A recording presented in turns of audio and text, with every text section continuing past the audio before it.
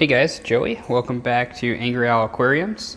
Today I want to show y'all the method I've been dosing to my tank for the past 7 months and what I believe is a method that has saved my hobby and saved my tank.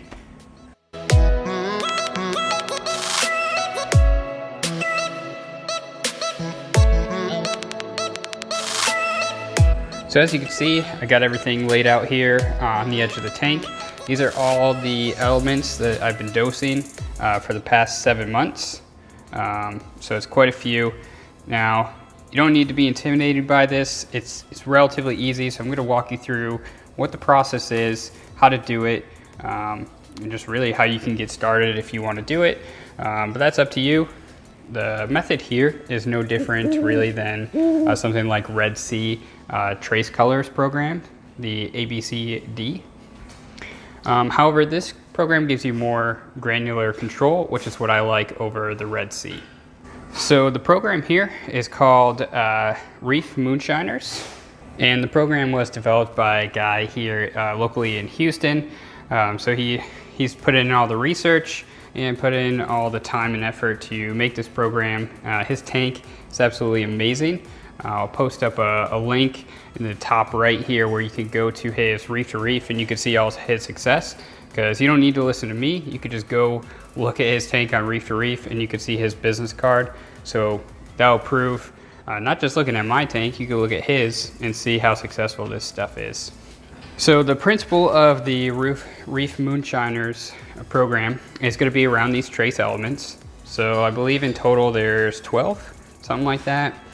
Plus you have Brightwell products, potassium, strontium, and then you have the Skimz product over here, iodide. So iodide is the form before it gets converted into iodine in the tank. So it's a little bit safer when you're actually dosing it within the tank. The principle of the program is going to be you're sending in an ICP test every single month, and then based on those results, you're going to dose corrections. These four on the right, or sorry, on the left, these four on the left are going to be your daily dosers. So manganese, cobalt, chromium, and iron. You're going to dose small amounts of those every single day as the corals uptake those. All these other ones here are going to be your correction doses. So after you get your results, you're going to load those up into a calculator, and I'll show you how to do that, and then dose the tank based on what the calculator tells you to do. So it's really simple. Also mixing up these products, really simple yourself. Probably just need a scale, so I'll get you a link on where you can get a scale and magnetic stir. That's pretty easy. But yeah, I think the method here has been really strong. It's really easy. I think it's easy to get intimidated by it because it's so many elements, and people say, oh, well, I got to dose these 4 things or these 5 things really, because you're doing iodide every single day. I got to do these every single day? Well, yeah, it's super easy.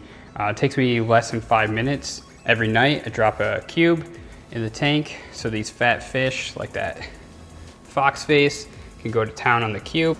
And then while I'm just washing the meat, I'd go ahead and dose those dailies into the sump. So pretty easy stuff. Okay, so first things first on how to get started. So let's talk about how much it costs. Every single one of these bottles here is going to be $20 a piece. I forgot how much strontium and the iodide stuff is. Not that much, but for the purpose of this, 20 bucks a piece for each of these. Then you're gonna send in your monthly, or really on an every 6-week cycle, you're gonna send in an ICP test. That's around 45 bucks. I have a 230 gallon tank. And for me, within the past 7 months, I've spent around $470 on product and $270 on ICP tests. So at first glance, it seems pretty expensive. If you break it down, it's really not that much. And I have plenty of product where I'm not buying this every single time. I initially bought the products in December, which is going to be your biggest upfront payment if you need a lot of corrections. So for me, that was $250. After that, you're just going to need to fill up ones or twosies as your tank depletes specific elements more than others. If you compare that to the Red Sea program, 500 milliliter bottle of, just one of them is around 15 bucks. So you're looking at $60 total for 4. At my rate for my tank, I would need to dose at least 20 milliliters a day, which that will go up as your calcium intake increases and the demand of the tank increases. So at 20 milliliters a day, that would only get me out of a 500 milliliter bottle around 25 days. So once a month, I'd have to go and buy each bottle. So over 7 months, that'd be $420. So you're not doing ICP tests. That's where you're going to save the money. But the ICP test is really the one of the strongest things about the program, because you're constantly seeing how your water is progressing and changes in chemistry into the tank. So if anything is going wrong, you're able to detect those quicker. And with the Red Sea program, you're not able to watch the trace elements individually. You're dosing mixed bottles of mixed elements. So if I'm dosing one that has, let's take boron and barium, for instance, mixed together, the corals, especially in my tank, it depletes barium super quickly. But maybe it doesn't deplete boron super quickly. So now we're going to get an imbalance, and I could be overdosing boron eventually and then not getting enough barium. So it allows you to adjust per individual element, which is a really strong factor. An iodine isn't mixed with other things as well, such as the Red Sea. I'm not ripping on the Red Sea. It's a perfectly fine program. If you want to go and use it, I just telling you my experience. So yeah, that's really it when it comes to the financials of it. Once again, this is on a 230 gallon tank. If you have a smaller tank, this is going to be probably way more economical for you, and I would imagine you would spend even less, and the products would last you even longer. As I was saying, my first initial dose was December, and that's when I got all the products, and then I didn't need more product until I think 3 months later, around March or April. Okay, another thing I want to mention real quick before we go into the steps is just about the program here. It's more than just getting your trace elements up to natural seawater level. This is actually trying to boost them in some cases, which can give more benefits to the corals, having better coloration, better growth through the addition of boosting those trace elements. So that's another strong factor as well, keeping everything in balance there. All right, so if you want to go ahead and get started, a couple steps here. First step is you want to go to the website and download the manual. All that's free, so the handbook that I showed earlier, you can go ahead, download that. I like to print out a copy just so I could refer to it if I need to. That will tell you all the theory, all of the steps that you need to take, everything in detail, down to every individual trace element that you're going to be dosing. The next step is to, after you read that manual, the next step is to go ahead, get yourself an ATI ICP test. That is the one recommended by the program. It's not recommended to use Triton or the other one, which is ICP analysis or something. If you're going to use Triton, that's a little bit better than if you were going to use ICP analysis. Yeah, that one I've seen plenty of videos, plenty of people complaining about that one being pretty inaccurate. So I would just recommend following the handbook here, doing the ATI. The ATI results, just to give you some awareness, can take anywhere between 10 to 21 days to come back to you. My longest was maybe a little bit over 21 days, which is a little frustrating, but it just depends on where you are in the cycle of getting them out to Germany. Initially, those tests go to California. They get picked up there before they get sent off to Germany for the analysis. Once you get your results back, you're going to get the analysis via ATI here. I always print mine out just so I keep records. I have a whole stack at this point. This is my test number 6. Stupid format here. This one was on the 22nd of June. It's now July 2nd where I'm actually filming this. So I'm a little bit behind, but story of my videos here. So the analysis, you get your DKH, which is great. I found this to be really accurate with my Hannah checker, so no problem there. My salinity was a little bit low, so I've been focusing on putting in some salt water into the ATO to get that corrected. What else do we have here? So I circled a couple that were low as well. Magnesium, that's pretty low for me right now. Calcium's pretty low. Everything else you can see in comparison to what they recommend. So 403 for potassium is what I'm at currently. They recommend around 360, but I'm actually going to boost that up per the program to 410. Strontium, they recommend around 7. I'm actually going to boost that up to 10. So things like that, this is what I'm talking about in the program, where you're not only going to meet the ideal value, you're going to exceed it so you can get a little bit better results. What else do we have? Barium. Barium in my tank. My tank absolutely sucks up barium. I don't know why. I don't even know what this element does. But I boosted this all the way up to, I think, 80 in one of my last tests, and it completely depleted it all the way down. So some more barium will be going in. Iodine, this one I've been bringing it up really slowly. If we compare iodine now, which is at, what did it say, 45, and this was on the 10th of December, my first ICP as part of the program, you can see I was at 13, so super depleted. I've been as high as 60 on the test, so it just really depends on the cycle. Sometimes iodine can be a little bit inaccurate. You'll see that kind of swing a little bit more than others.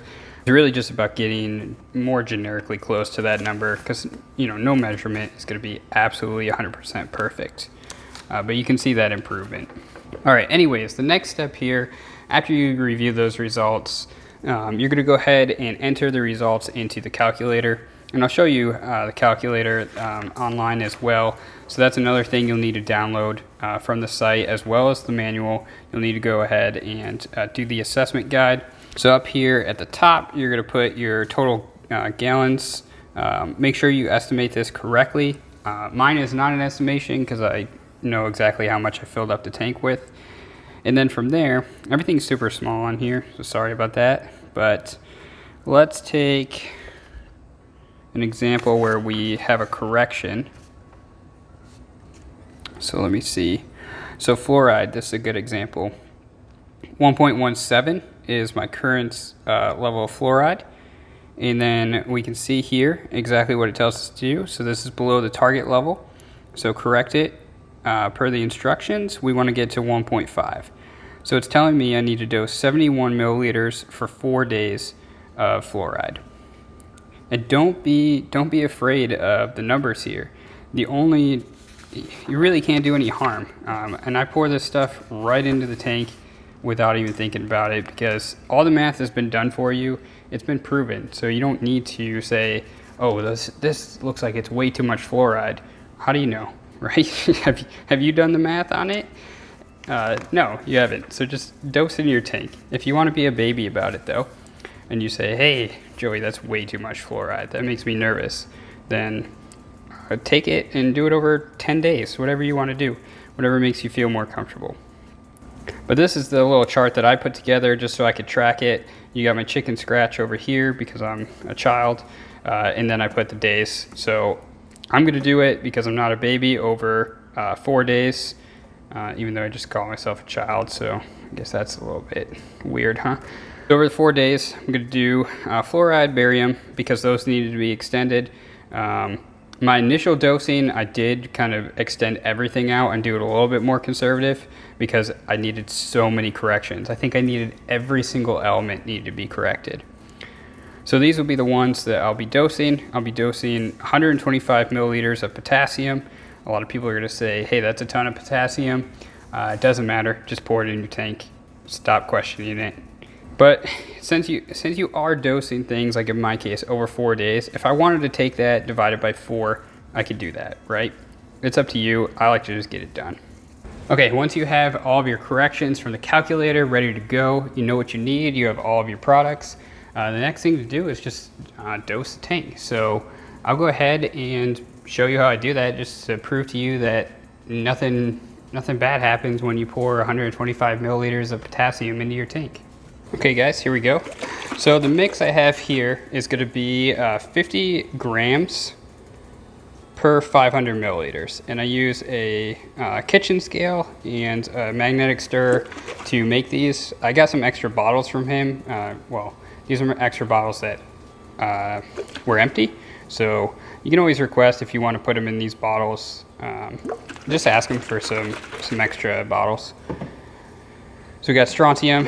These both mix up the same. You're going to use a lot more potassium than you're going to use strontium. So just keep that in mind. And you're going to want yourself a graduated cylinder as well. This goes up to 100 milliliters. All right, so let's go ahead, open it up. What I love about these bottles too is they pour really well compared to others. So let me see if I can be professional, get you guys a good shot. Sorry, my production skills are not on par. So that's around 100, a little over, doesn't matter. All right, here we go. Right into the return chamber here. 100 milliliters of potassium. Then we'll do 25 more. Let's look at the tank, see what happens to my Walt Disney. You guys think it will just melt? It's 125 milliliters of potassium. You guys think I should have went slow, or what do you think? Looking pretty good. I mean, it's all going through the return right now. We'll come back. We'll do 25 more. We'll come back to it, all right? Here we go. 25 more. Right in there. All right, so that's potassium. Hope you guys are seeing the point that I'm trying to make here. Everything is calculated and safe, so you don't have to worry about it. So I see tons of people on the forums. There's also a Facebook page, so make sure you join that Facebook page so you can get your questions answered if you have any. But really, the handbook is going to answer all your questions. I've been guilty of asking questions that are already in the handbook, so I've been appropriately shamed a couple times for that, which is okay. I'm actually going to go a little bit more on strontium because it's been a little while. And usually this comes a little bit lower. All right, so that's potassium and strontium just poured in. And you can see no changes to my Walt Disney here. Still looking good, just as much polyp extension as 45 seconds ago. All right, don't worry about my hair algae. If this bothers you, then get out of here. All right, so another thing to mention is going to be around, which one did I just do? Strontium. It's going to be a question that gets commonly asked. Can I mix these together? It's such a pain in the ass that I need to individually pour things into a graduated cylinder. No, you can't mix them together, so don't do it. That's it. You can't do it. Stop being lazy. All right, so the next thing is going to be 100 milliliters of bromine.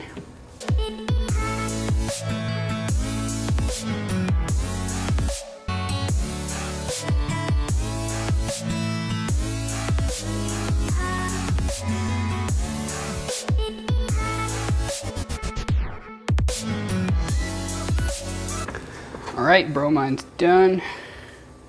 Let's do rubidium. I think that's how you say it. 30 milliliters of this.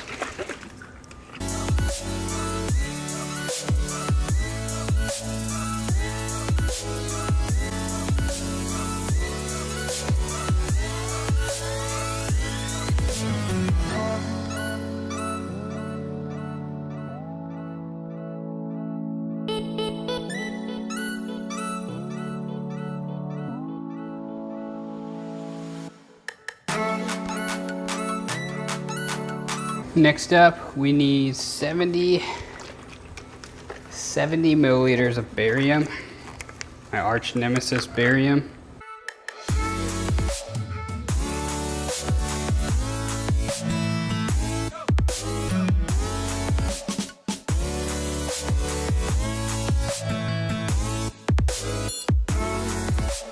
Barium is done. Last up is going to be fluoride.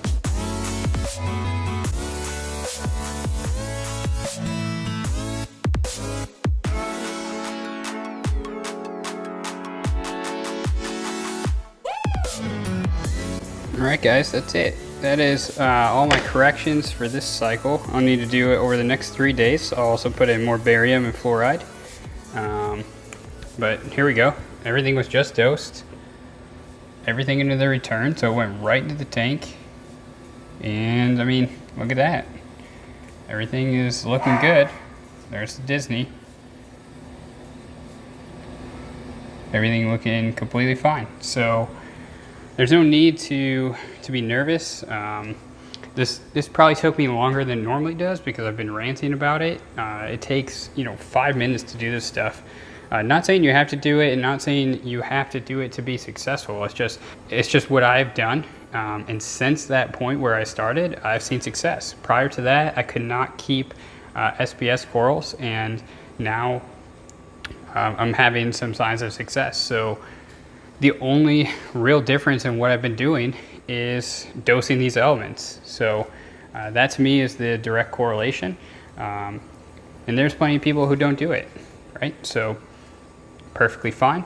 But if you want to have what I feel better chances of success, then I think you should go ahead and try the method.